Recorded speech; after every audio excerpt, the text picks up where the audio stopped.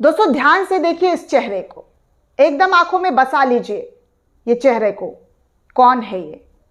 अब आप सोच रहे होंगे कि कौन है ये और मैं क्यों आपको बोल रही हूं कि इसको आंखों में बसा लीजिए। दरअसल दोस्तों ये जज हैं, जज साहब। अब जज नहीं है, पूर्व हो चुके हैं। अब ये किसी पार्टी में ज्वाइनिंग कर लिया है, क्योंकि अब इन्होंने अपने पोस्ट से इस्तीफा देते हुए भारतीय जनता पार्टी को ज्वाइन कर लिया है। जी हाँ, बिल्कुल सही समझे आप, भारतीय जनता पार्टी बीजेपी में ये ज्वाइन हो गए हैं और इस बार शायद लोकसभा चुनाव भी लड़ सकते हैं। सोचिए, कलकत्ता हाई कोर्ट में ये जज थे, ये फैसला सुनाया करते थे और खासकर विपक्षी दलों के नेताओं को लेकर इनका फैसला जो है हमेशा से ऐसा होता था जैसे एक पार्टी को हमेशा पता होता है कि इनके हक में ही फैसला आएगा। ममता बनर्जी को लेकर अक्सर ये ऐसे फैसले देते थे जिससे कि ममता बनर्जी को झटका लग जाए। ऐसे ही खबरों की हेडलाइन बन रही है। अब आप सोचिए कि जज की कुर्सी पर बैठकर क्या ये न्याय इंसाफ लोगों को दे पा रहे होंगे?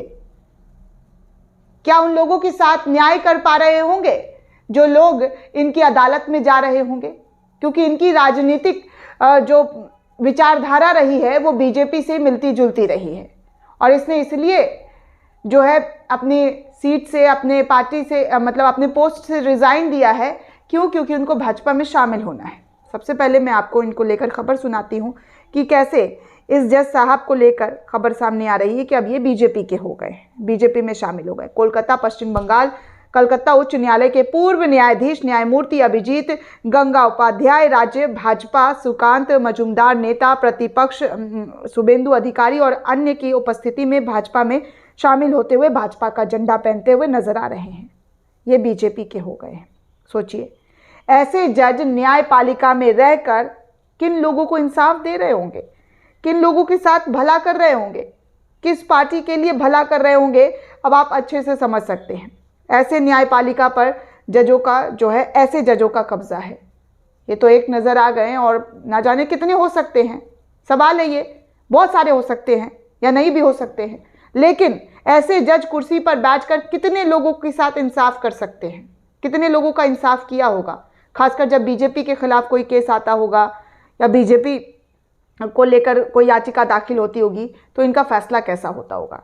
लेकिन चलिए मैं आपको बता दूं, हिंदुस्तान लाइव की तरफ से एक खबर बताया गया है कि ममता की नीतियों के खिलाफ फैसला देने वाले जज जो है उनका इस्तीफा हो गया है, राजनीति में जाने का इरादा। ये पुरानी खबर है लेकिन अब ये राजनीति में आ चुके हैं। न्यायमूर्ति अभिजीत गंगोपाध्याय ने कहा है कि वो इस्तीफा दे चुके हैं और उन्हें राजनीति में जाने का मन है। अब वो राजनीति करेंगे, इसलिए उन्होंने ये चीज़ें जो है छोड़ दी, जज का पोस्ट छोड़ दिया है। साल 2022 में जस्टिस गोपाल उपाध्याय जो है टीएमसी सरकार के खिलाफ भ्रष्टाचार के आरोपों पर महत्वपूर्ण फैसला सुना चुके हैं।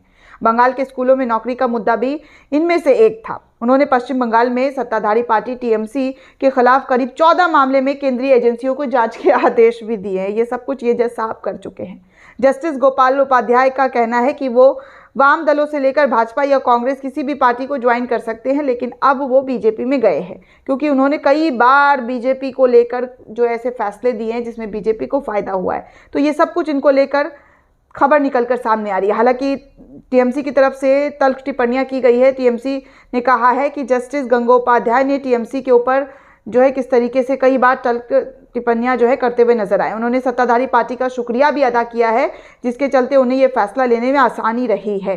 इस तरीके की बातें गोपाल दास उपाध्याय साहब को लेकर सामने आ रही है। ऐसे ऐसे जज की कुर्सी पर बैठकर इंसाफ देते हुए नजर आ रहे हैं।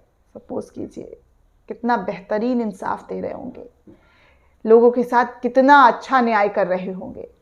वो कहते हैं ना 100 बेगुना नहीं, वो कहते हैं ना 100 गुनहगार छूट जाए लेकिन एक बेगुनाह को फांसी, एक बेगुनाह को सजा नहीं मिलना चाहिए। लेकिन यहाँ पर परिभाषा ही अलग होती हुई नजर आ रही है। एकदम तस्वीरें बदल गई है दोस्तों।